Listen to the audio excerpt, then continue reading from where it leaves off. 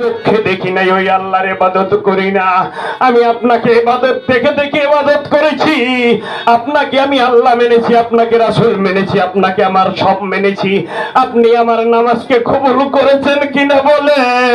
আপনি আমার নামাজ কবুল করেছেন কিনা বলেন? দয়াল নবীর সাথে সাথে আবু হুরায়রাকে বুকে নিয়ে টেনে নিল এবং বলল, আবু হুরায়রা, আমি তো তোমাকে ভালোবাসি, তোমাকে অন্তর দিয়ে প্রাণ মন প্রাণ দিয়ে ভালোবাসি, কিন্তু আল্লাহ তাআলার হুকুম তো আমি অস্বীকার করতে পারি না।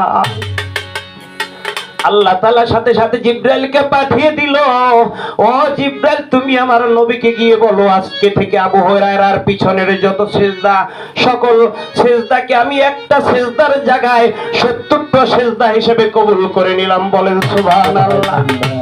এরকম ভালোবাসা যদি বাসা যায়, এরকম যদি ভালোবাসা কারো মুর্শিদের প্রতি থাকে, যদি মুজিব বাবার প্রতি থাকে, শফি মাওলানার প্রতি থাকে, যদি জিন্দা শাহর প্রতি থাকে, যদি কাউসার আল চিশতি নিজামের প্রতি থাকে, যদি চালতে বুনিয়া দয়াল বাবা তার প্রতি থাকে, যদি যারা এখানে উপস্থিত রয়েছেন চলাপাঙ্গা হুজুরের প্রতি থাকে, যদি আসলাম শাহর প্রতি থাকে, যদি যার যার মুর্শিদের প্রতি থাকে, তার আর জীবনের কোনো চাওয়া পাওয়া থাকতে পারে না। তাই ওখান থেকে একটি গান, মুর্শিদ হচ্ছে